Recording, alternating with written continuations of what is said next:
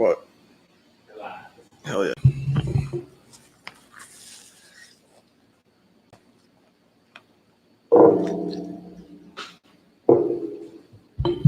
It's good? I think it is.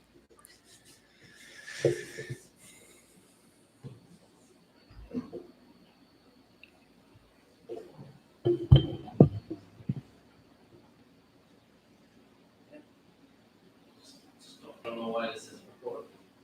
It's not recording? Can't hear me anyway. No headphones.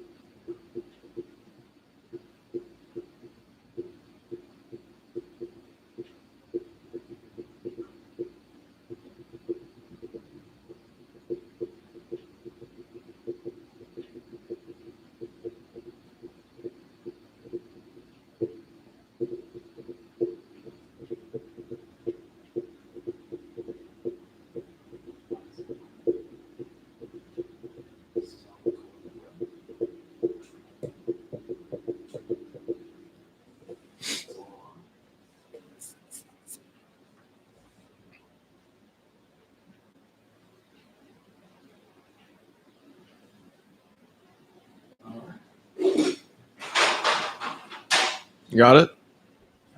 Let's turn the record on the can. You'll go. Heck yeah. How we doing out there? Oh, great. How's everybody doing out there on this wonderful, wonderful Father's Day? Can you hear everything? Let's turn this on and check out what people are saying. Mr. Christopher Ambrosio. So let's see. Let's go on the YouTube and find out what's happening over here.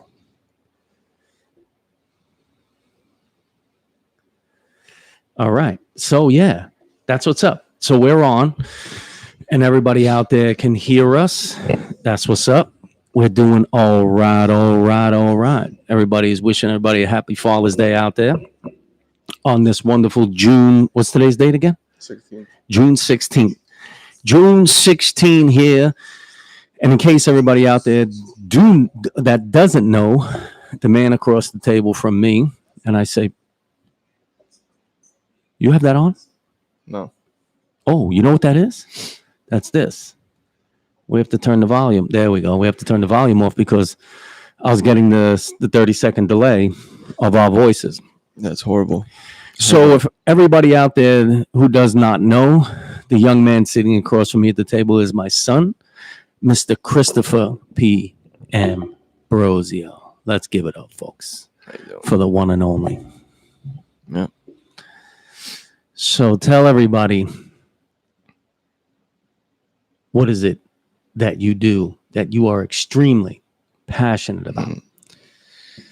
Well, I'd say it's stories. I'm not going to say movies. I think I just translated that love for cool stories into screenplays and then films now, recently this year.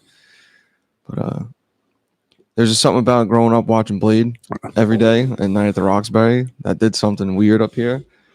And I just can't stop mixing dark humor. I combined this fantasy drama with humor, and it made some weird dark humor. And that's what I like to do now. I like to tell dark humor stories where things that shouldn't be funny but are put into a real life situation that makes it seem real, makes it hysterical. Makes it very funny. And you have recently embarked on this idea of becoming a filmmaker. recent, and I say recently, but I mean you've been doing it. You've been screenplay writing for a really long time, and I say recently because you have just finished your first short. Yeah, my first short film, which is acting as a proof of concept for a feature that I want to eventually find some backing for. You heard that, folks? A feature. Yeah. Hopefully this year I can at least start the pre-production process. Pre-pro. Yeah. Which I already have, because I already wrote the script. I already have like a plan for who I want to play the lead role and things like that. But Blade, Wesley Snipes. No, I wish. The main character of my movie is a little different. The main character of my film is strongly based on a combination of me and all my friends. Right. Yeah. Which is good. And I've had the privilege to actually see some of what's being worked on in post-production now. Mm-hmm. And folks out there, I know I'm going to be biased because, yes, that is my son. But it is funny. And if you can get past a little bit of the cursing, which doesn't fucking bother me too much, it's really funny. And he has his buddies in the film with him, a couple of them. But my son went real deal, and I mean really took the whole production to a level that probably most on their shooting their first short don't really do, which I think was great. You know, I mean, he has the experience. He's learned some coming out on the set and seeing production on my end, being on the road with us that time. But also he's working in the business now, you know, doing some camera assistant. Doing like grip work and it's called G&E in the film business, and Gotcha. It's just grip and electric. Basically, you're just like you lift all the heavy shit and you plug stuff into the wall and you make sure nobody trips over it. But being on all these sets, I think the guy who did the audio for my film, Bobby Gongora, he goes by. We called him Bobby Backstage because he's like, I don't want to be in the fucking camera. Don't film me. No behind the scenes. Don't even look at me with the camera. And we would, sneak clips of him behind the scenes. We called him Bobby Backstage. You right. See him behind the scenes backstage. But I met up with him last week. Actually, not last week, less than a week ago. And we were speaking about like the whole process. And he was telling me how it happened for him. He's like in his late 30s now. And, oh my goodness, he's old. Well, I mean, old for me. He's doing what I'm doing, and he's almost 20 years older than me. 15 years older than me. 15 years older than you. And then he was telling me there's like, but he's doing what he loves. Of course, and I love Bobby. He's a great friend to make. He helped me out in my first film. He did the audio really well for me. But he was saying there's 10% of all the people who want to make films, and they stand out because they have the talent. And then like 2% of those people have the drive to do it. And then out of those 2%, there's like a 0.8% who get a little... Make some noise, folks. Who get lucky. He's like, and those are the people who like make films. And I've been on like, 20 or 30 film sets since I've made my own. And there was maybe one that felt better than mine. And it wasn't because of the money or it was prepared well. But even that didn't feel like there was like a lot of heart in it. Like the ones that I've been making or the ones that I've been working on, they're just boring and no one's talking, no one's laughing. And it's just kind of like people are butting heads way too much. And on my set, it was kind of like, yo, you want to try that? And I was like, yeah, let's fucking try that. And that's the thing about the cursing too, is that my actors weren't actors. There was one kid who did background acting, but he didn't ever had that many lines in a film before. So even he was messing up his lines. So every time they didn't know what to say, they would throw a fuck or shit or something in. So that's why there was a lot more curses. Right. And, well, also, I mean, come on, as young dudes, as young men, we tend to be a little more boisterous on the abrasive side. We tend to, and especially if we're like really good friends, right? We say fuck, shit, go screw yourself, whatever the hell comes out of our mouths. We say to each other, and that truly is what made what you were doing so well. Is because it really did seem like a couple of dudes hanging out. And it's funny, is like 4 kids came from Florida to help me out. Like I have all these friends in New York, and nobody really was like on board, but whatever. So these 4 kids came out from Florida. And your boy Cole, who played one of the lead roles, AJ. And then we had the kid Joseph Garabet, who's also a very good musician, makes scores for films and things like that. The Joseph Garabet Band, if anybody wants to look him up on SoundCloud or YouTube or whatever. But he played one of the characters, Eddie, who's like one of the important supporting characters, and he's Timmy's drug dealer, hangs out behind the dumpster. And him and Mike just met, but because they there was so much like freedom and fun on my set. Like they became like really close in those 6 days that we worked on the film. And Cole and Mike, they know each other, don't know? Yeah, me, Mike, and Cole You grew up all together in this place called Trails on this recreational park that we all Right. summer houses in. Right. And the only, like you said, the only kid that wasn't part of you guys was Frank, who played Frank. Phil, who played Frank. Phil. Yeah. And he was the one with the most experience. But the problem with Phil, sorry if he ends up watching this, buddy, you got to hear it sometime. Problem with Phil is that he was 33 years old playing a 25-year-old character, and he only played background cops. And he was playing a 23-year-old stoner. No, which was fantastic. Complete opposite. But that's good. It took him out of his comfort zone. That too, but also the character Frank is the odd one out of the group. Like he's the one that's supposed to have the most potential and the smartest one, but he's just very lazy. Right. And I think Phil brought that energy because Phil is not a stoner or anything like that. So he kind of had like this like awkward tension around Timmy and AJ. Right. So, but it was still funny. I mean, he still did the character justice. It wasn't like, he didn't seem out of place, in other words. He did good. So he's doing his acting abilities were pretty good. I kind of that's a good way to be, especially since he was out of his comfort zone and being part of something he doesn't normally partake in, right? That kid is a kind of straight lace. Yep. Right. So for him to play a stoner, that was kind of a good. It's funny, yeah. He was smoking that was tobacco in the bong. And he was like, oh, man, I haven't smoked this. And we caught him just like, can I hit the bong? The tobacco in it because he used to smoke cigarettes or something like that, and then he like got like the flavor back. So you guys did actually did what you supposed to do in the movie, right? In the movie's about people getting stoned. So your boy Phil, when he was on set, he had stopped smoking for a real long time, and then all of a sudden he's hanging out with you guys. He's like, "Yo, give me a cigarette, light a joint, somebody crack me a beer," right? Yeah, he ended up asking Frankie for a cigarette at some point during the shoot because he was like, "Oh man, that tobacco." And that's what's up. And the kid Phil, we did a podcast with him. Peer pressure. Yeah, literally peer pressured him. I was like, you have to smoke something out of the bong for the film. Like we can't not smoke something. What do we got here? You brought snacks down for me. What do we got? I'm not eating anything. What's the pretzels? Chips and chocolate covered pretzels. I'm not eating anything while I talk. So my son comes here today. He goes, "Yo, I got your favorite for Father's Day, but I ate most of them on the way home." Yeah, very good. So I only got a few chocolate covered pretzels left here. That's it. And anybody wants to know out there, I really do enjoy chocolate covered pretzels. It's one of my favorite things. Really good. Yeah. I'm a pretzel eater though. I can't eat regular pretzels. They're disgusting. Whack, dry, pointless snack. What, regular pretzels? Yeah. Why? It's the point of it. It's a piece of hard bread. Delicious hard bread. But you got to get the Snyder's, I think, makes a butter pretzel. You ever have those? I don't know. No, those are the bomb. No clue. Those are the bomb. Maybe like a bar or like a party sometime. People usually have that shit out. Maybe not that one. Maybe not. You know what's good though? I've had like pretzels that have the peanut butter in it from like Costco. They have that big.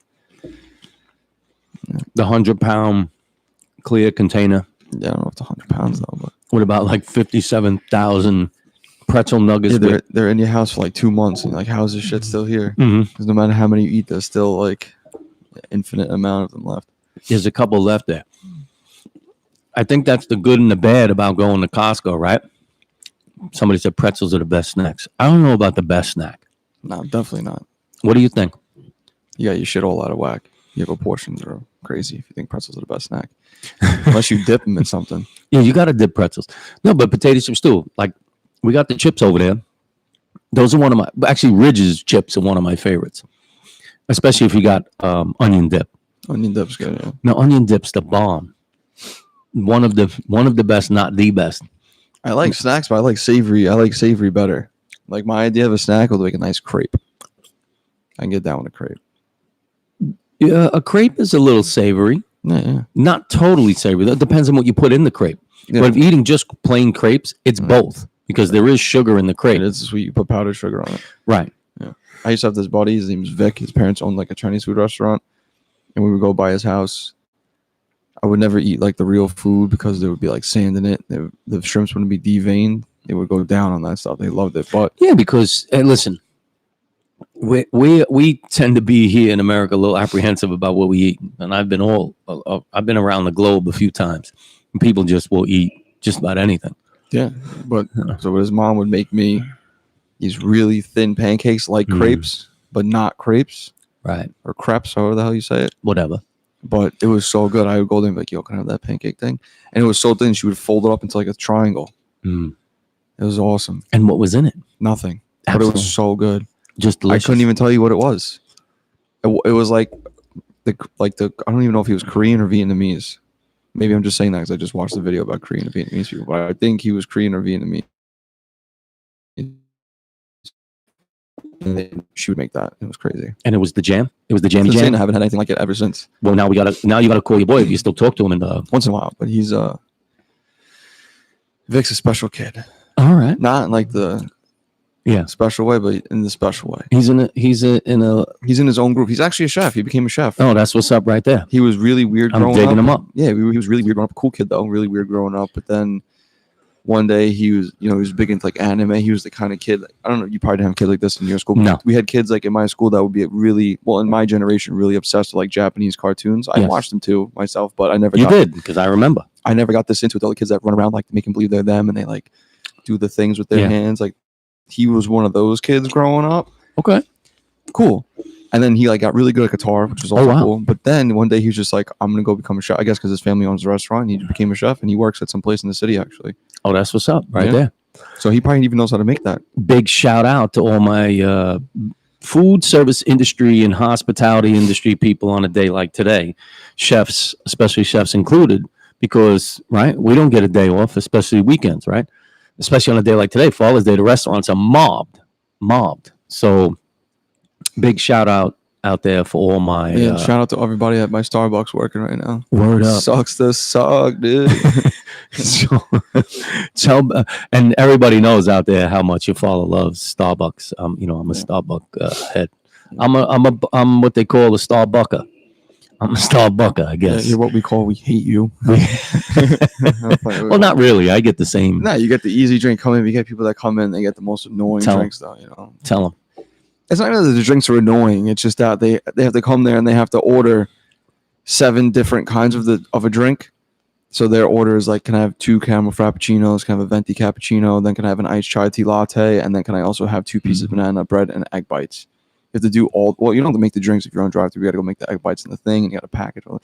It's just it's like a weirdly demanding job. I've worked demanding jobs, like physical labor jobs, very demanding. You have to be up at 5 a.m. You got to be at work by 7. You got to be working all day manual labor, and that's demanding physically. But this job is like mentally draining. Mentally draining.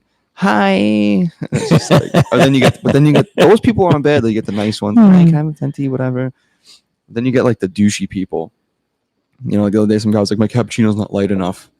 I was like, what? What do you mean?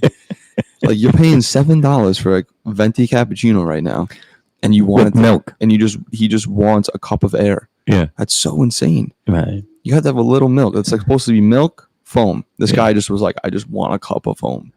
Right. We actually have one lady who comes to our Starbucks all the time. I hope my boss isn't watching. One lady who comes to Starbucks all the time, and she literally gets a cup of foam with like 7 ristretto shots.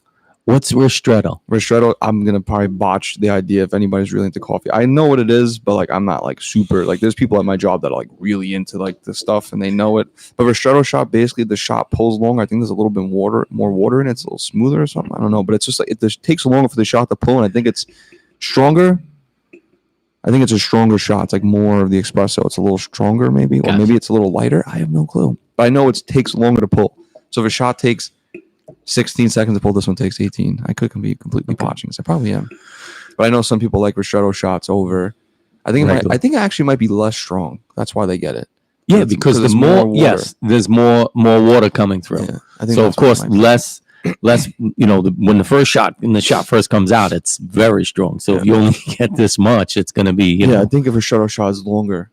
Yeah. I know an affogato shot is you get a shot on top of whatever you're getting. So like if you get like a caramel frappuccino and an affogato shot, you put the shot on top of the whipped cream. Now, or if they don't get whipped cream just on top of the drink. Let's try and be totally honest here. Do you think Starbucks is just making this shit up now as they go along? Oh, 100%. 100%. Yeah, 100%. Like, we have these new things. Sorry, anyone who drinks Starbucks. No, and I'm a big Starbucks fan. You know that. Like, so we have like these seasonal frappuccinos for the summer. So we have like a caramel ribbon crunch or like a s'mores frap or so we have like a caramel. We have a caramel ribbon crunch, cookie crumble crunch, and a s'mores one. Those are the 3 different ones we have.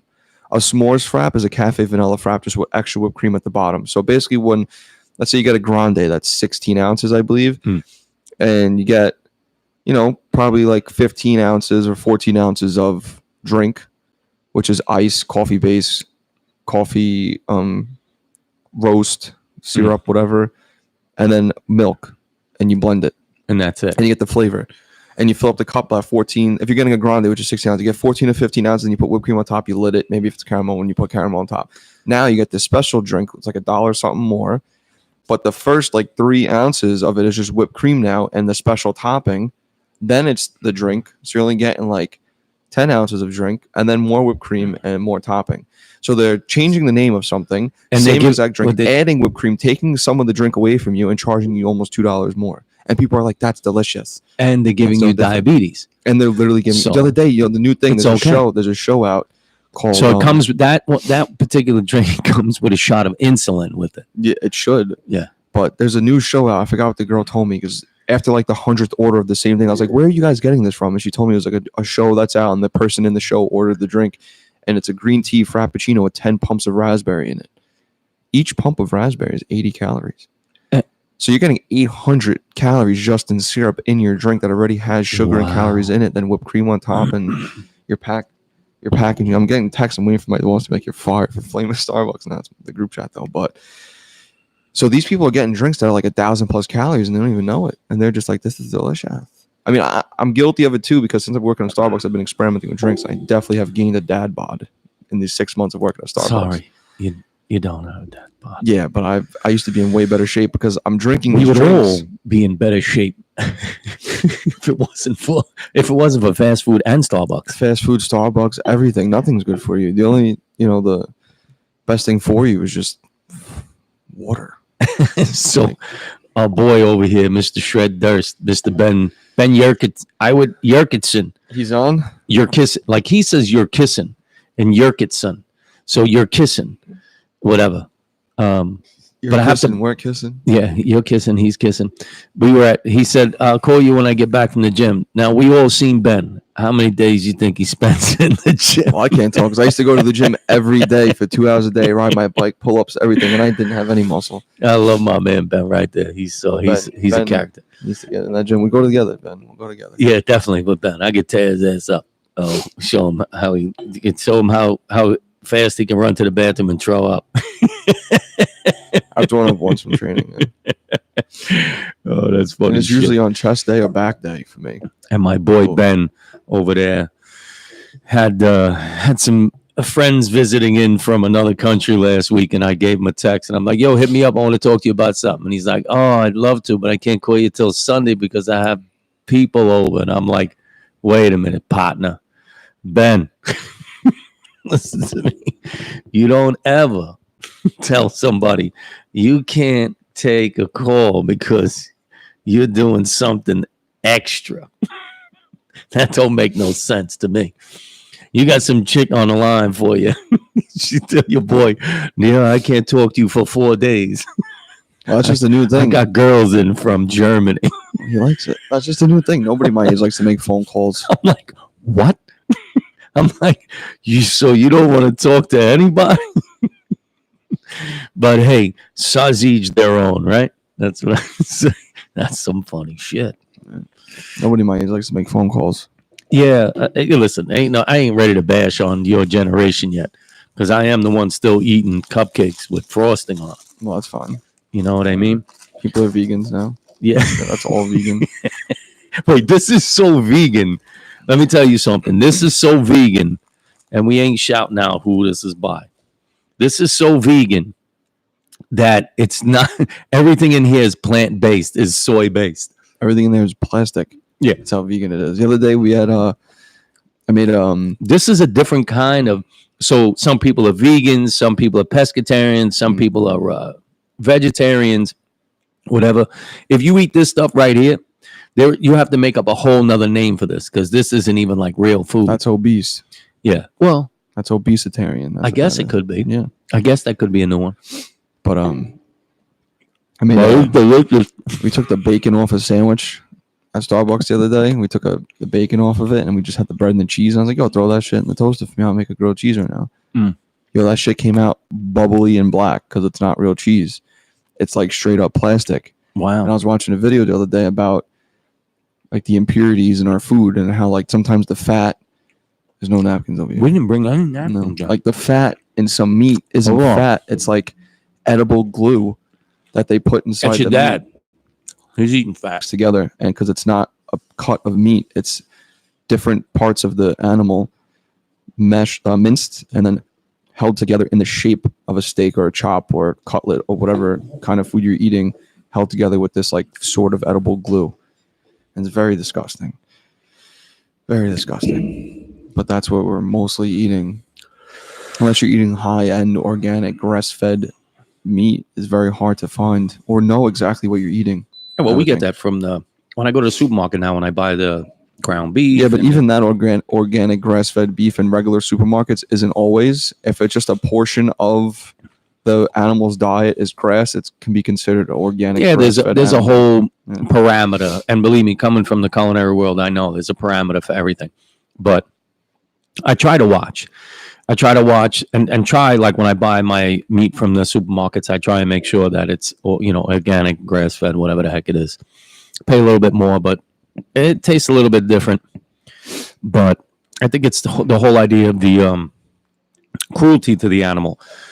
We all know that the animals are gonna, they're gonna get offed, but it's nicer if they can get to live a little bit first, Yeah, I mean, I don't have like an educated opinion on that topic, but I feel like the animals here, and kind of like we're here. It's like if everyone was then like thrown in jail or something. Like we're here for such a short amount of time and get all these nice things. You get to eat, have a family and things. And it's like, okay, you turn 30, you're going to jail for the rest of your life. That's kind of like what it is for this animal who doesn't understand concepts. And Correct. It's just here for like a year or two, eating, chilling with its family. And it's just caged in a pin shot in the back of its head. It's like, not in the back, straight in the brain. Yeah, well, that's what I meant. Whatever. So it's cruel either way. If it's put here to live for 10 years and then it's like on its deathbed, it just gets shot in the head with a pin, or if it's here for like a week and then they're going to do it anyway, no matter how many people stand up and say this is cruel. Yep. People out there that have the money and have the monopoly on the food, whatever, the food industry and the consumer industry, they're going to do it anyway. Not saying it's right or wrong, but. Yeah, and we all know, we all have to eat. How you choose to eat is totally up to you. Everybody. Because then if you leave, I think the most humane way to kill animals, you have like a cycle. You have like however many thousand of cows, they're about to die. But then the meat's not that good anymore. If the cows, however long a cow's lifespan is, and it's there for 20 years, then it's gonna die naturally. Then the meat's probably not as good as if you have a cow that's like in its prime at like 5 years old. Then they slaughter it. So it's like 100%. The natural way is to let it die on its own. Like you have a cycle. Like 37,000 cows are gonna die today. Because that's the end of their lives, and then these other cows in a year from now are going to be there, and like this is how much meat's being put into the market. Right, a cycle. I mean, I like the idea of that. That's a great concept. So the idea could be that you're right. There's a cycle. So stop breeding them so fast in order to kill them off so fast. So breed them, and then as the cycle starts to end, more get bred, and so on and so forth. All right, and use the cow for whatever it is that you can use. The cow is for milk and what have you during that time. And I say that a lot about a lot of things. So learning how cycles work are very important, especially when we talk about cars, right? Because I drive every day and sit in traffic like a knucklehead from work back and forth. And I truly believe the idea of cycling because, because of the amount of people we have and how many people are alive now today. So up to date as far as even the world goes.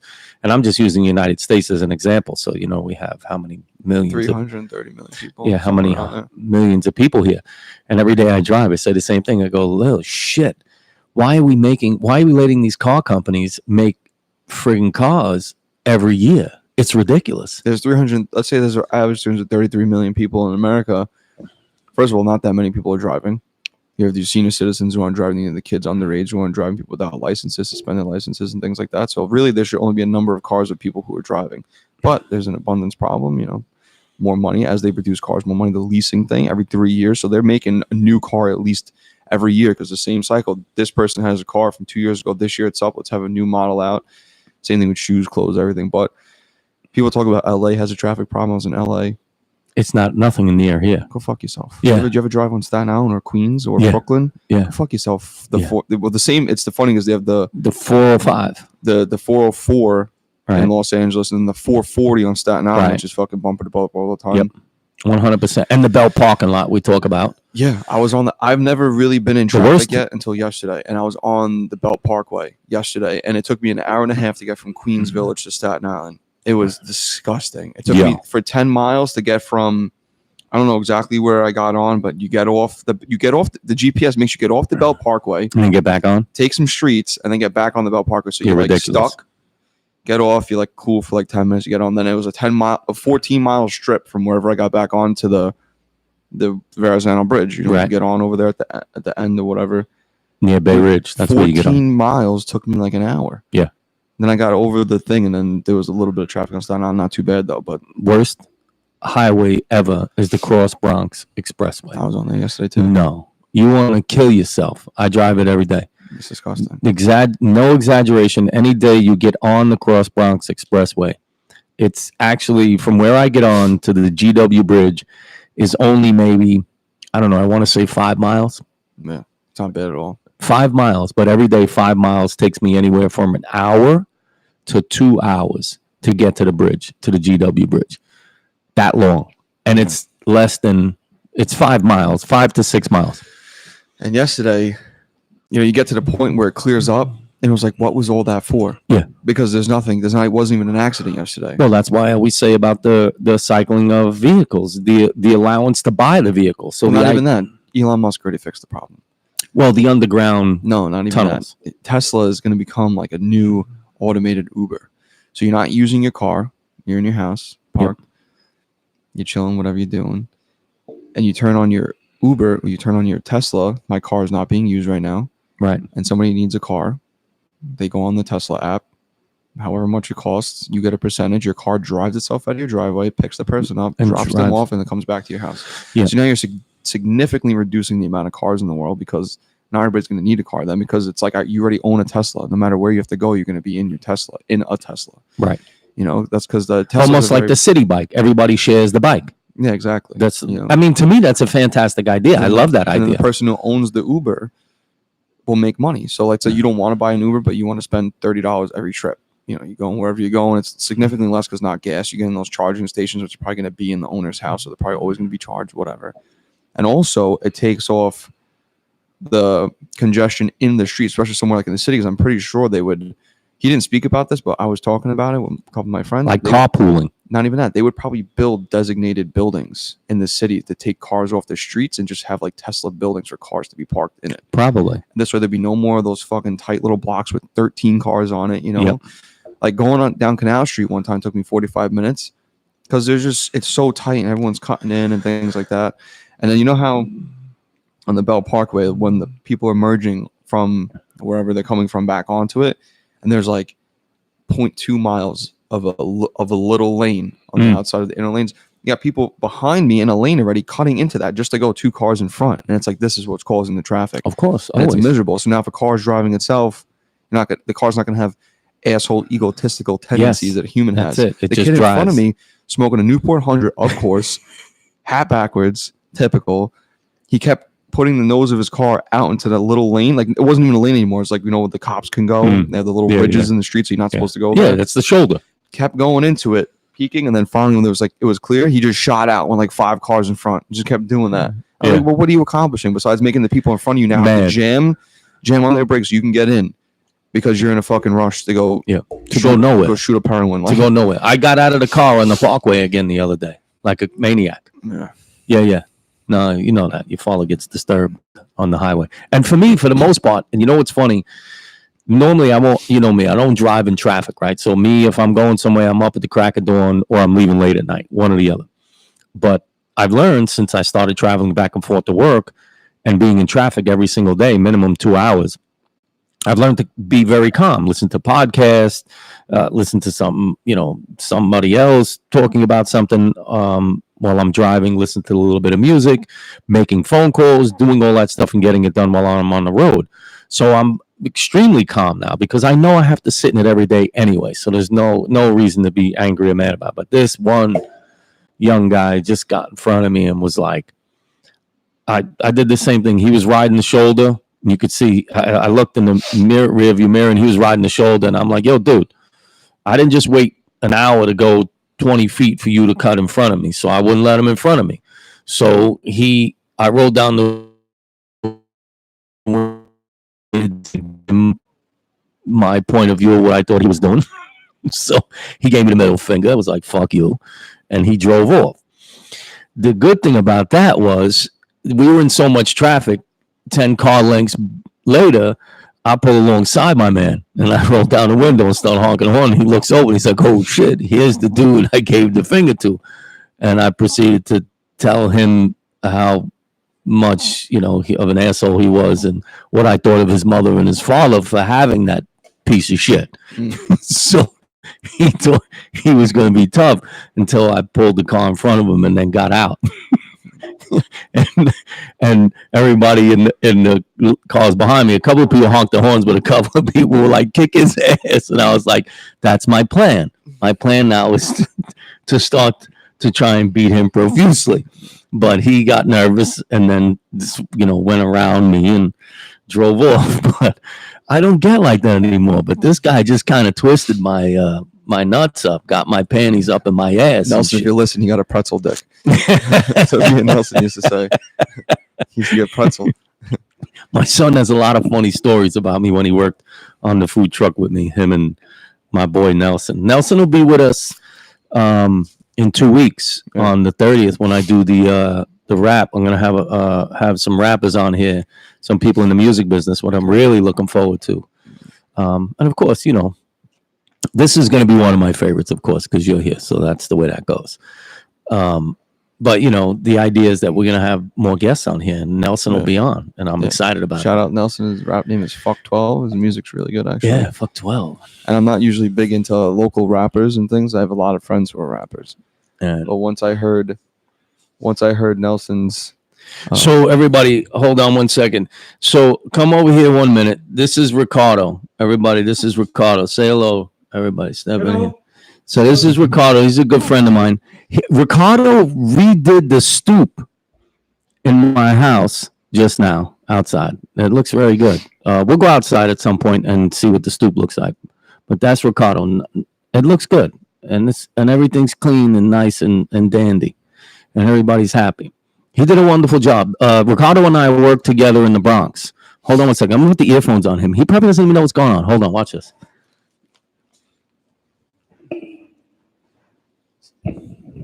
Hello. And you're on TV. Hello. This my name is Ricardo. I work in here. Put the steps there. The only happy now. Yesterday, not happy. Yesterday, not happy at all. Today, happy. Happy Father's Day. Yeah. Okay, for everybody. Gracias. You'd be a great presidential candidate. Oh, America happy now. This is the way you do things around here. So Ricardo worked me in the Bronx, and what a gentleman. And besides that, I needed the front stoop done. And who better to have do the front stoop than somebody who's not a stoop? And his boy just wrinkled out of here. Happy Father's Day. Have a good one, man. Thank you, Ricardo. So that's it. We're gonna do what we will. I'm fucking stuttering now. We will do a podcast on the stoop eventually, for sure. Stoop boys. Stoop. Well, you know who? So I met Steve-O recently, and Steve-O, Wee Man, sold like his mansion or whatever. I don't know if he's really sold, but the article I read is he sold it. I mean, I seen what he was doing before, and then I read an article. He sold his mansion, sold a bunch of his shit, and he bought like a pretty cool camper. And Wee Man's been traveling the world or country, whatever. I'm pretty sure the country can't drive on water yet. So we're trying. Yeah, I'm sure people do, but he's traveling the country in this like camper van now, and he's like skating in like these dope parks across the country and things like that. Who, Wee Man? Wee Man. So then Nice. Steve-O was like, "Fuck you, Wee Man, I'll get my own." And so he bought like a camper too, and he's doing a portable podcast now. So we got these mic stands that suction cup to the windows, and whoever's in the driver's seat with him, they could do a podcast as they're driving across the country. Cool. So it's pretty cool. So I met Steve-O recently. Kind of like what your father's been doing forever. Yeah, exactly. But Steve-O, of course, has the money to, he got like special rigs built and things, and he's like, putting the things here and the audios, that whatever. So he's driving across, and I forgot what we were talking about. We were talking about doing podcast and being on the stoop. Yeah, so portable podcast. So got some things outside. If you can stick you could do a podcast in a car, or you could do a podcast in front of the house. Heck yeah. Well, of course, our plan is eventually to have some equipment set up for outside too, to do it right out on the back patio. Yeah. So that'd be cool. But me, I'm a big fan of the front stoop. So we'll probably get something rigged up out there as well at some point, I guess. Yeah. Stoop looks good. Yeah, it's pretty Stoop looks good. Everything's nice now. Shit. I got to have the railings done, the wrought iron railings. Got to have them done. So we're going to do a little live and see. Let's see here. So we're going to do a little live. So go on yours. What do you want? The social media. So I deleted my social media again. Again? No social media for me. No, why? Because I'm just done with it. But anyway, it's Christopher P.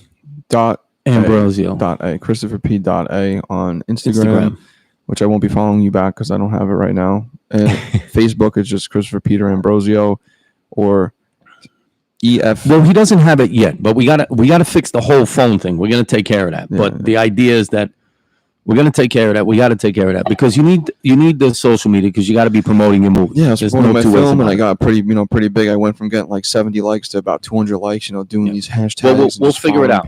We got to go back to the thing. We got to take care of it. It's a lot. I got to get this fixed. I finally got I have insurance, so it's not going to cost me anything to get it fixed.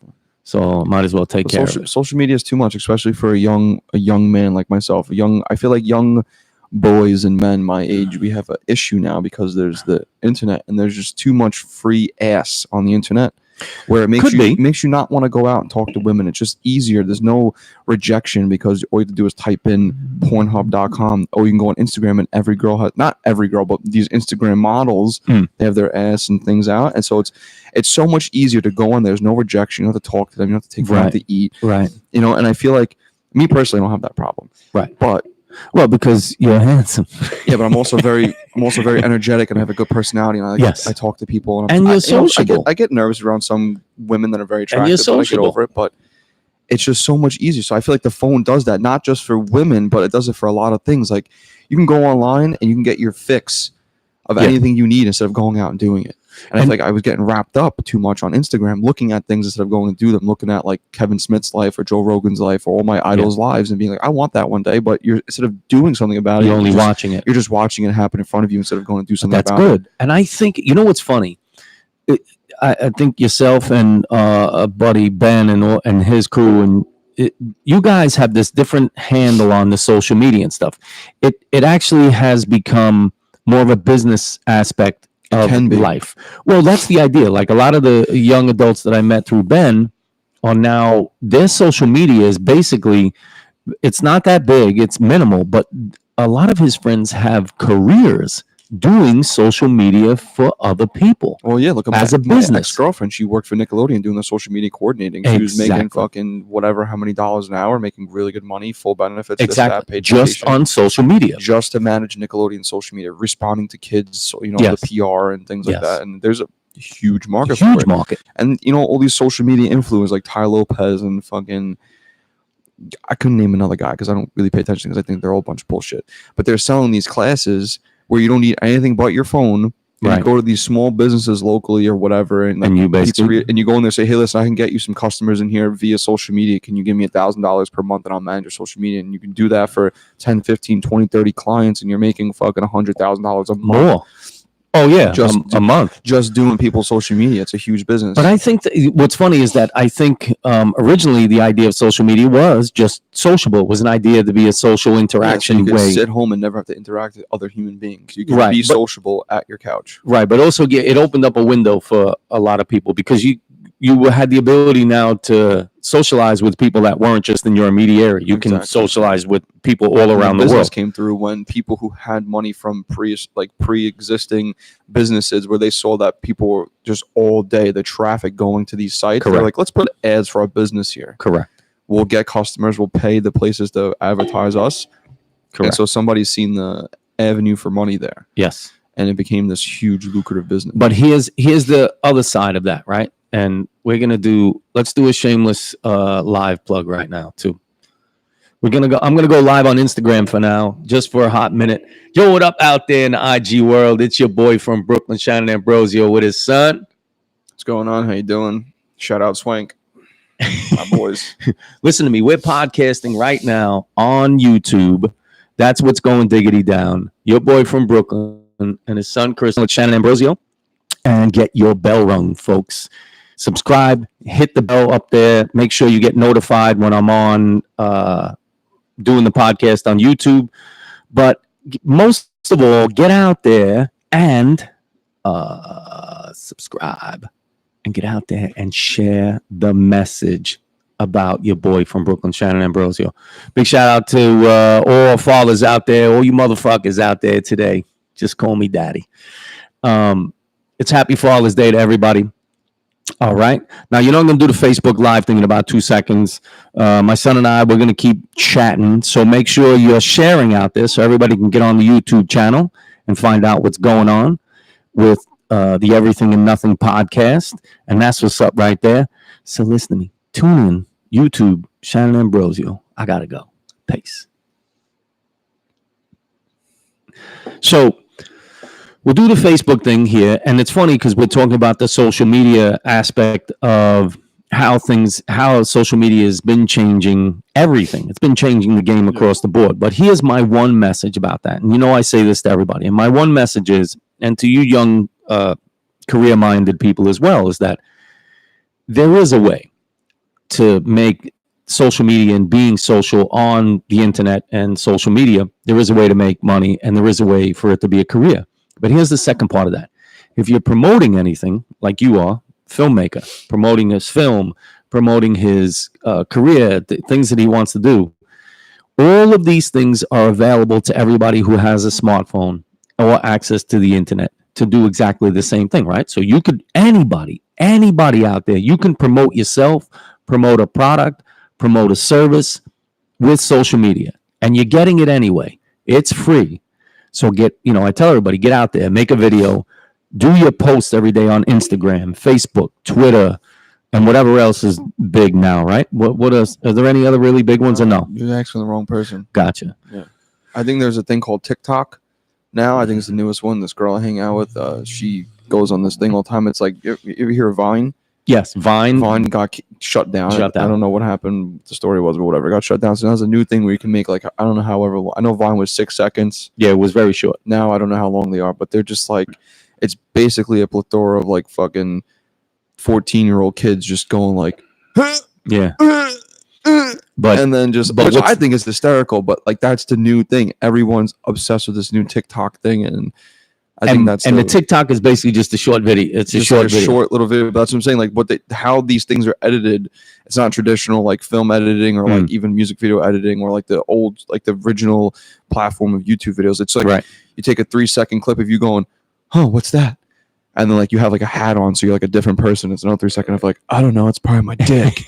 And then that's the video, and everyone thinks that's the funniest shit ever. But I think it's funny too in its own right. But it's that's where media is going. Eventually, right. I think films are going to be 30 minutes. A full film is going to be 30 minutes of just really quick cuts of people doing things, and that's going to be a movie because everyone's attention span is really horrible. Remember, movies would be 3 hours long. Apocalypse Now. Yeah, and it's very rare. Godfather.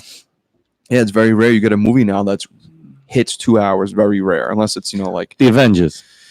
The Avengers, but that's a spectacle. Right. Me and Mike Monalvi had this. My partner Mike Monalvi, we had this argument a couple weekends ago, like spectacle versus story. You know, Right. like even though like nowadays, like I haven't seen any of the Marvel The movies. grandeur of the movie, or is it the story? Yeah, I haven't seen any of the Marvel movies after like Iron Man 3. I can't lie because I just don't Who else we enjoy got them. here? But these movies now, it's just 3 hours long of explosions and beautiful women and, you know, beautiful men like Chris Hemsworth and Chris Evans and just Right. Robert Downey Jr. Just them in cool suits, like running like, oh, my laser beams. Right. And it's like, it's cool. It looks nice. The story is probably great. I don't know much about it. I can't shit on it. I know Right. Josh Brolin played Thanos. That's awesome shit. Josh Brolin's my boy from No Country for Old Men. But Those are spectacles. But the you know? comic book stories. So, and this is where this would, when we talk about comic books and this whole idea, I need Brian from next door and your uncle, because he had, you know, your Uncle Rich, you know, big avid comic guy, had the comic book store for a while, and is just, you know, big avid comic book fan. So those are more of the people I think I would have to ask that question, right? So we know the movies are great, right? There's a lot of grandeur, there's a lot of things happening, a lot of special effects, so on and so forth. But how true is it to the actual characters and the story? It's not that much.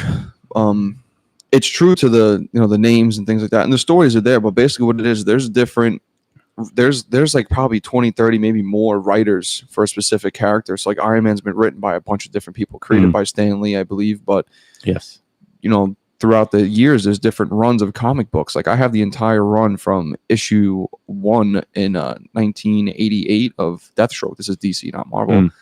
Of Deathstroke all the way until 2016 when his comic book, you know, but he broke off. Like Marv Wolfman, I believe, created Deathstroke, but then who knows who was writing him in 2012? Right. You know, it changed. He was written in the 80s in New Mutants, but he wasn't written by the same. So these different stories, so they come out. Like for example, there's a Traditional Avengers, which was written in like the 60s by Stan Lee and Jack Kirby and those guys, and they were written by those guys. No specific stories. You know, in 1964, Captain America was found in an iceberg, and yes, whatever. Well, very relatable to the time that it was originally written. So because of the Cold War, and right. I understand what was going on. But I'm saying now in 2012, like in 2008, 9, 10, whatever it came out, there was a thing called the Avengers Ultimate. And it was a completely different story, like more gritty, more dark. The Hulk was drawn a different way, and the characters had different suits. So now the movies, what they do is they take pieces and bits of all these different written stories that they think they can make a collective grand story of for the screen, and that's what you get. Right. Like the Avengers I seen, the first Avengers I seen, that was the only one I seen where he was like, I'm always angry, and then turned himself into the Hulk. That was like an ultimate thing where the Hulk was so rampant he couldn't control it, and they figured out a way for him to control it. So that's like an ultimate thing. That's not the Avengers original from the 50s or 60s or 70s, whenever I think it came out like the late 50s, early 60s. Right. So it's a collection of bits and pieces of all these different runs of comic books, and it's put together to make one great story, which is what adaptation is anyway. If you're trying to adapt you're trying to adapt a book from contemporary writing from like the 60s, and you're trying to make a movie about it today, you can't keep every single element from it because nobody's going to relate to it today because there's nothing going on. Can't be contemporary art anymore. 100%. So you have to take like bits and pieces and add things from today, like little nuances from them and nuances from now, and put it together and make a story for the screen that's going to captivate like an audience. Right. So Like you said, that's what the Marvel movies are. Well, I mean, that's really the gist of storytelling, right? So in other words, Bukowski, I was trying to think of, you trying to adapt the Bukowski book, right? Like Ham on Rye. You can't completely adapt it to no one's going to understand it today. Right. In this day and age. Yeah. Kind of like Clockwork Orange. Same idea. Well, Clockwork Orange, I think, still stands still today. Well, because the message is mostly about drugs and what drugs do to you. Drugs and media and news and how it just obliterates you and gets you stuck on this, like, you know. Correct. But that's a transcending story. But the idea of how it could be made nowadays couldn't be the same. You can never make it exactly. It's like the whole, like that movie is just like, it's very Stanley Kubrick's old, like The Shining. I think you couldn't even watch today, and that's what I think a classic horror movie. But even the story of how Kubrick adapted that to the screen, because like Stephen King wrote a screenplay for The Shining originally, and Stanley Kubrick was like, "What is this piece of trash? Like, he can't write a movie. He can write a book, but not a movie. It's two completely different mediums."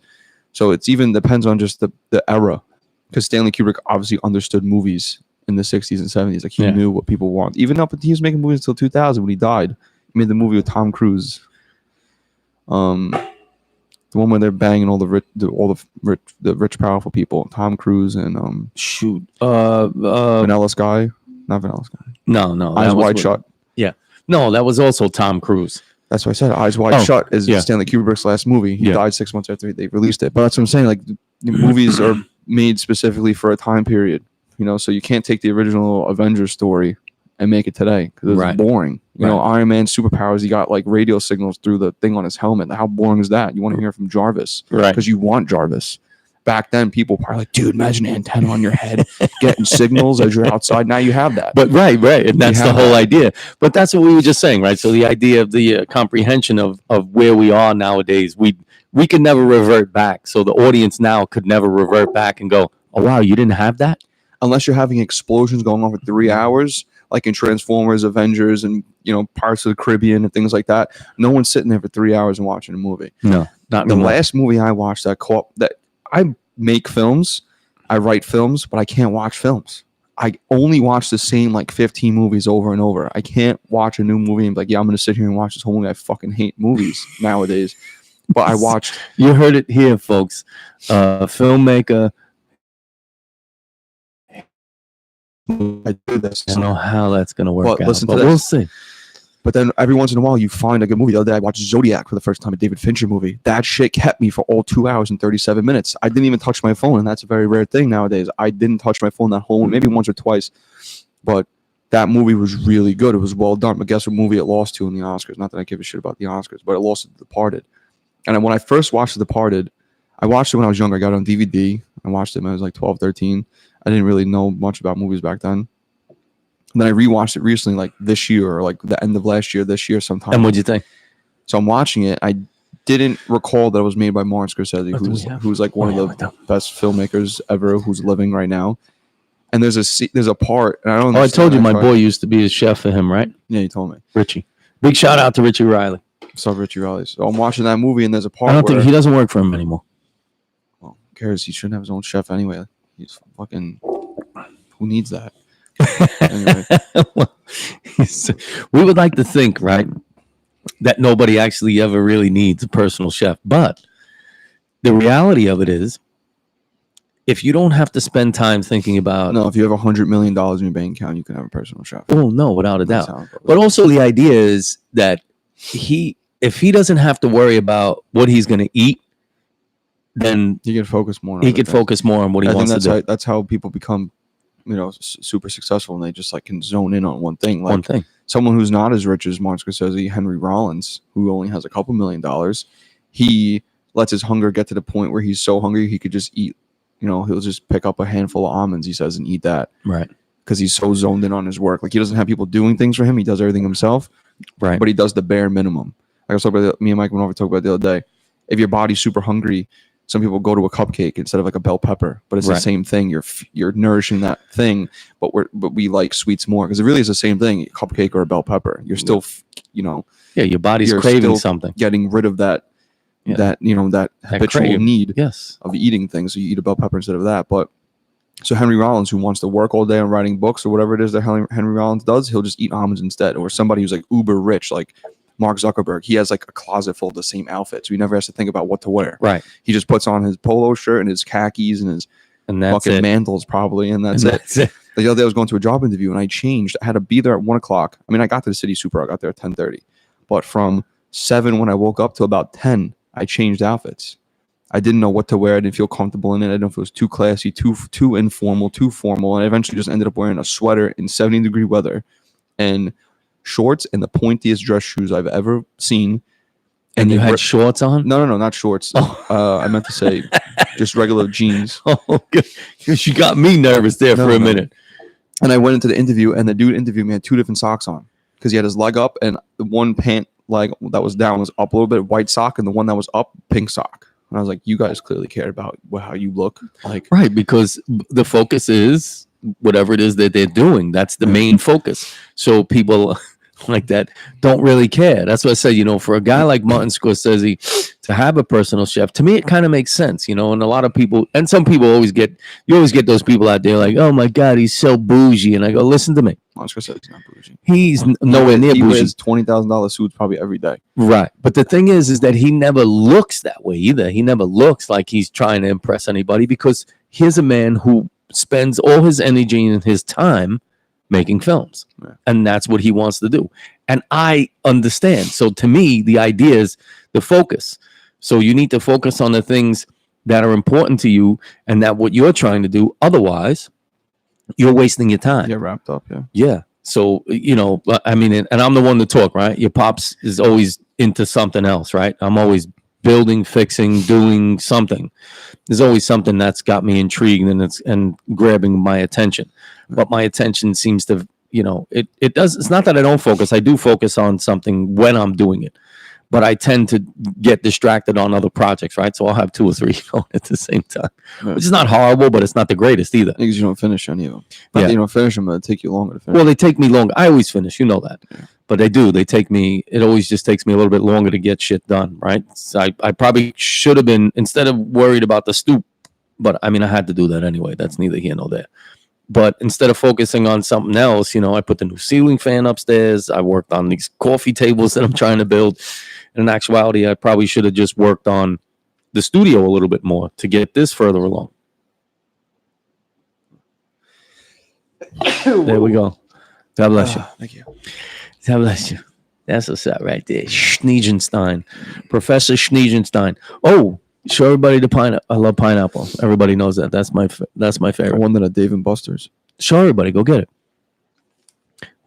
My son's funny. Like, he went to Dave and Buster's and played and probably got like 5 million tickets from somewhere. And what'd you do there? You wound it up? What'd you do?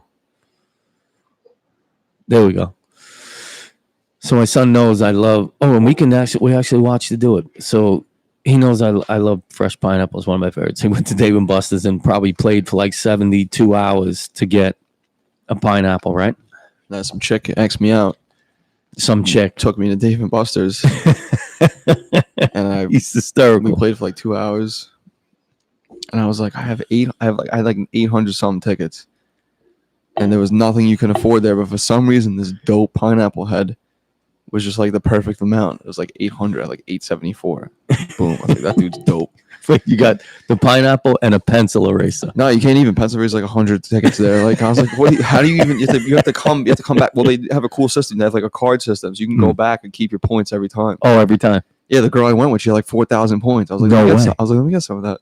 She's like, no, I'm saving it. She's like, no, I'm saving it for the digital watch up there. Yeah, like what the fuck? Just go to the store and buy that shit. She's like, I want to spend $750 to win that $20 digital watch Literally. So I got this dope pineapple hat, and I was like, it'll look cool somewhere down here. in the studio, right? Yeah. That's what's up right there. Right next to the hats. Sometimes you got to wear a different hat, right? That's the fun thing about coming and being on the Everything and Nothing podcast, is that we get to say and do what we want here. And you know what's funny? I'm still trying to stay, and I will try and stay as clean as I possibly can when I speak and the things I talk about, because I don't want to get too out of line. But the best thing about doing this, of course, and we both know this, is that when we're on here, we can do and say what we want to do. We're nothing really technically has to be, you know, the proper way or the politically correct way. You know, we get to say what we want without offending anybody, right? That's always my favorite thing. I don't talk about politics or religion anymore. It's horrible. No. Me and my ex broke up because of that. We don't because of do that. religion. So I don't do it. I'm trying not to do it with anyone anymore. Yeah, we don't do that stuff. I don't talk about it. I don't want to know about it, and I don't really care. Yeah. Actually, recently, a producer chick wanted to read like my work and stuff, and so she read the treatment, and she was like, "This isn't a project I can work on." I was like, "Okay, it's fine, but tell me why, so I know." And she was Because like, maybe it's your writing. she goes, "How do you think 3 white straight males making gay and retard jokes are going to go over in 2019?" And I was like, "Yeah, that's okay." And then she continued going on and on about it. And one of the examples was, because if you ignore the Holocaust, doesn't mean it didn't happen. Right.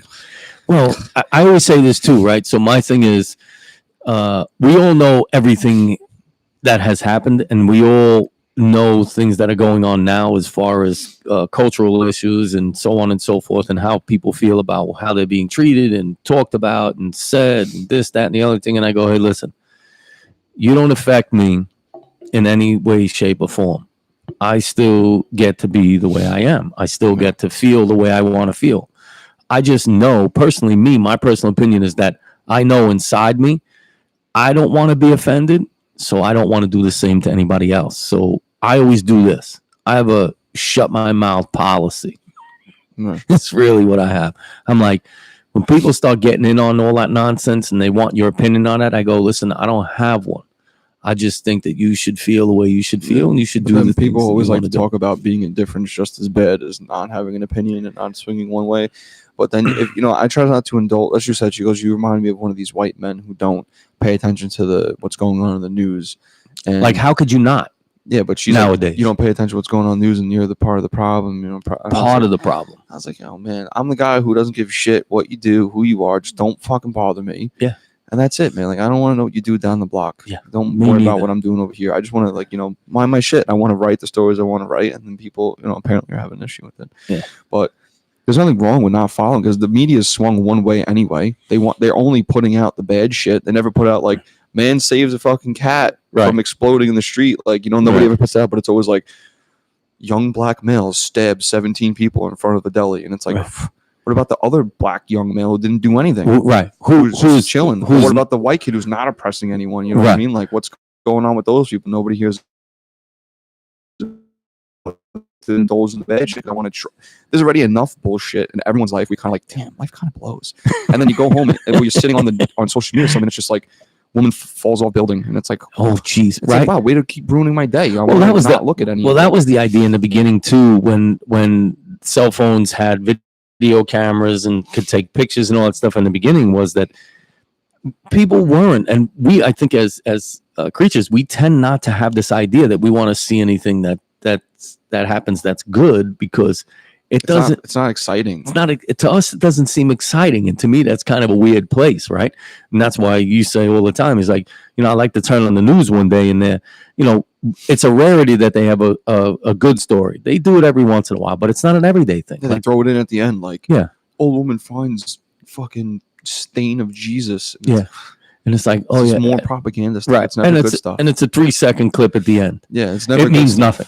It's never like the celebrities who are like just like saving like villages, or like donating $1 million worth of food, or like it's the one that got in trouble for drunk driving, or Cuba Gooding Jr. Recently on the news the other day. The woman, but then turned out he didn't grope the woman. And I'm like, to me, that's just the most ridiculous shit ever. It's like, after a while, like, let's give it a rest, folks. Let's talk about some of the good shit that's going on.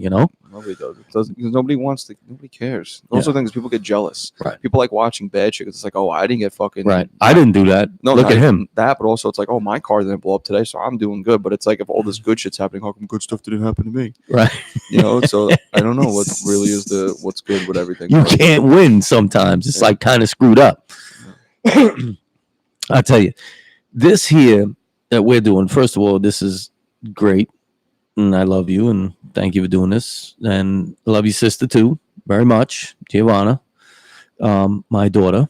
So I hope, and we will, because what we're gonna do too, eventually, once you're finished with your short, and that's pretty loud, right? Yeah. I guess that's why they get those things on the mics, the shock absorber thing on it. Eventually, we'll upgrade, but for now, this is what we're using.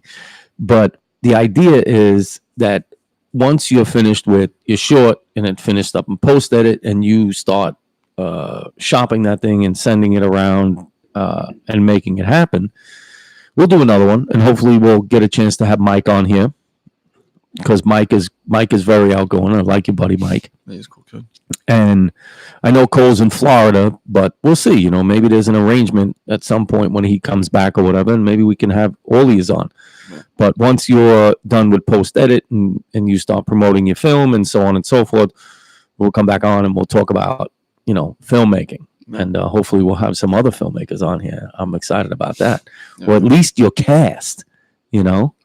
That would be good. Those guys are funny. I'm telling you, you're gonna enjoy it. It's pretty funny. It's hysterical. And I love stoner movies, right? We talk about stoner movies, Cheech and Chong and all the rest of them, which I'm very excited about. So we're going to be done in a few minutes, but I'm going to do another little live feed here, and I'm going to do the Facebook Live one. And I like to do always on both. I'm always doing both live feeds right there. You know what I mean? Hey, everybody, how you doing out there? It's your boy from Brooklyn, and his son Christopher is here on the podcast with me. Everybody say hello. How you doing? How you doing? How you doing? Hoogie. Hoogie. How you doing? Hoogie. So, we're over here podcasting. It's the Everything and Nothing podcast. Sunday, it is Father's Day. Hey, Darlene's on. What's up, Darlene? How you doing? Tell her, make sure she's telling everybody in the crew to watch. You're pointing it over there. Yeah?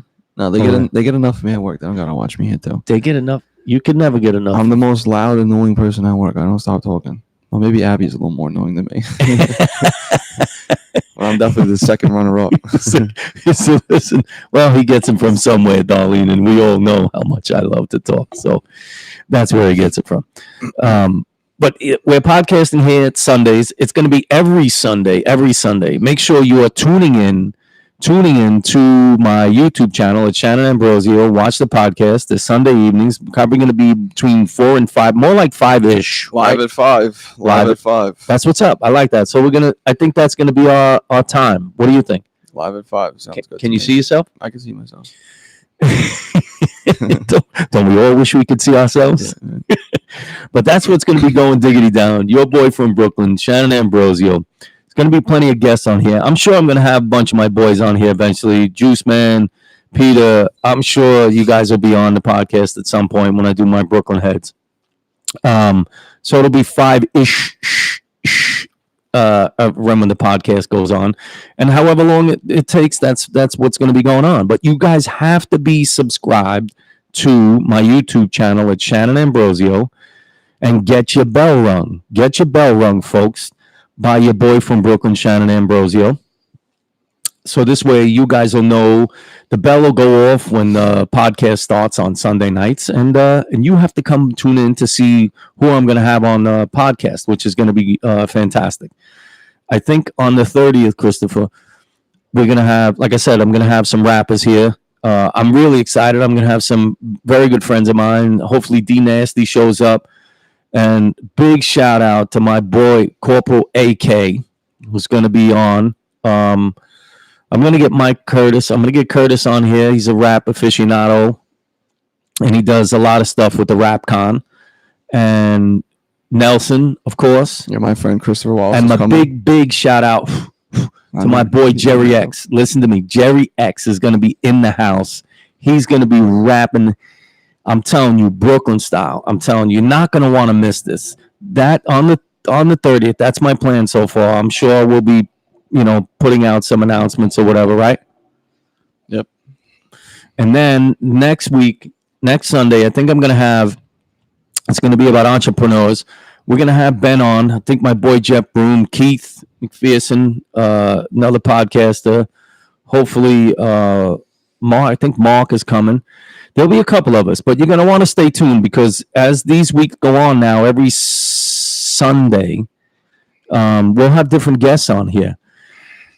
And that's what's going to make this a lot of fun. And I'm hoping my son will come back on, of course. We're going to have a couple of his buddies here. We're going to do a little bit of a fashion thing, because I was in the fashion business for a little while.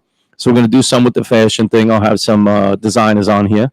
So I'm looking forward to that, right? Yeah, my boy Ra said, trust no one clothing. Got the tattoo on me for life. Yep. He's going to be here. Yep. Fat bitch that he is. Yeah. I was supposed to hang out in Queens the other day to shoot, and he called me at like 7:30, and I didn't answer him. He was already on the way home. So listen to me, folks. Make sure you're tuning in to your boy. Oh, and I'm going to have a DJ one here too. Yo, I'm telling you. I got the lineup is going to be dope here, Chris. We're going to have some DJs on here. DJ JY. We're going to get, who else? There's going to be a bunch of us. But listen to me. You're going to want to stay tuned, because it's going to be off the chain, or it's going to be the shit. It's going to be the bomb, whatever hell it's going to be a chicken cutlet sandwich. So Big shout out to my boy Giannis Pappas out there. Yeah. Chicken cutlets. And hopefully we'll get my boy Giannis on here too. Maurisa. If you don't know who Giannis Pappas is, look it up. Maurisa on YouTube. My ass pussy clean. Yeah. And that's it. I'm only vegetarian. I keep my ass pussy clean and shit. But I'm telling you, you're gonna want to tune in, and that's it. So make sure you're tuning in. Subscribe to Shannon Ambrosio on YouTube. Get your bell rung right up there. You heard. And before we leave tonight, me and Chris, I just want to say happy Father's Day out there to everybody. And I missed my pops, passed away last month, 2 months ago. I miss you. Happy Father's Day. And that's what's up right there. But we're going to finish up the podcast, but I got to go. And everybody, make sure you tune in YouTube, Shannon Ambrosio. Peace out. All right. So that was cool. Yep. And I think, once everything gets going, we're going to get a lot more guests on, and a lot more is going to get involved in the podcast.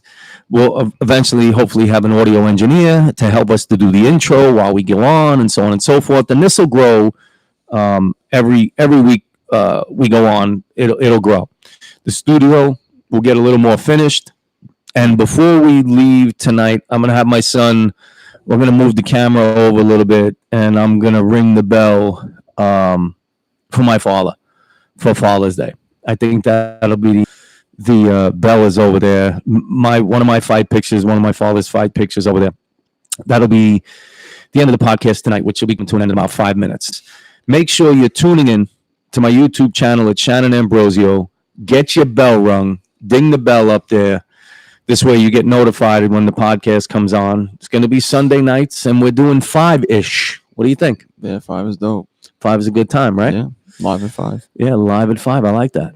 That used to be something, too. I think it sounds like a show, like some fucking news or yeah. There was a new... The like fucking Ryan Seacrest. He's on everything. Sounds like something he would do, yeah. Holy shit. Ryan Seacrest, live at 5. Live at 5. Come get your American Idol morning show, American Bandstand, New Year's Eve. I wonder if Simon Cowell ever pressed him up against the wall. I was like, listen, you little fuck. Fucking come to me straight. Fucking look me in the eyes. If you go on another show, I'm whooping your ass. And he was like, no, I'm going to another show. Yeah. Like, fuck this show. I'm going back to Britain. Yeah, exactly. That's it. Ryan Seacrest is the man. If you don't know, the man has about $80 kajillion, and he owns a piece of every show that's on TV. Every single show. He's like that dude who does all the sitcoms. All the fucking horrible sitcoms that ruin comedy. He does all of them. What's his name? I don't know. That guy that's on Silverback, Jumboback? No, every show that we looked him up. Chuck Lorre. Die. His name is on every single horrible sitcom that's out. His name is on. Made it. Yeah, every single one. They all suck balls. I don't know how he did it. But again, happy Father's Day to everybody out there, to all my fathers out there, all you motherfuckers. I love yous all. Don't call me motherfucker, just call me daddy. How many people are tuned in right now? I'm gonna leave them with that joke that I told you before. Oh, well, you gotta do the joke now. Yeah. Right. How many people are in? So I want to see if anybody writes back later. All right, so let's see. All right, you ready? I have a joke, and the joke comes with a hint, and you guys have to write. Yeah, you have to write in over here if you get the joke. You have to do it now. You can hit us up later. Just see if make a comment. Make a comment in the comments below. Ready? Here's the full joke. How did the turtle cross the freeway on the back of its shell? And the hint is you have to take the F out of free and the F out of way. And that's your answer. That's a good one. And I'm not releasing it here. Whoever's listening, I hope it racks your brain for the next 24 hours. One more time. Repeat it. How did the turtle cross the freeway on the back of its shell? And the hint is you have to take the F out of free and the F out of way. And that's your answer.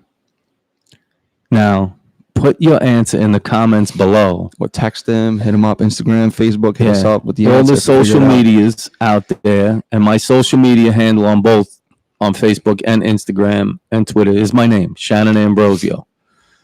And if you know the answer using the hints, then you let us know. Let us know. Don't Google it.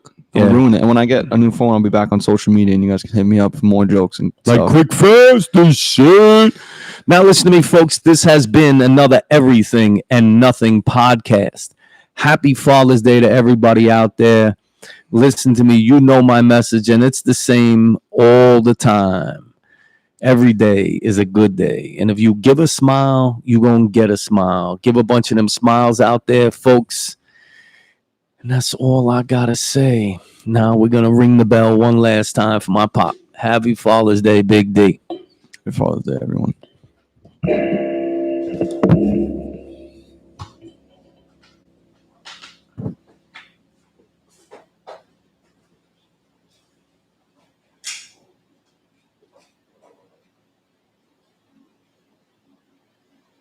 It's to you, Big D.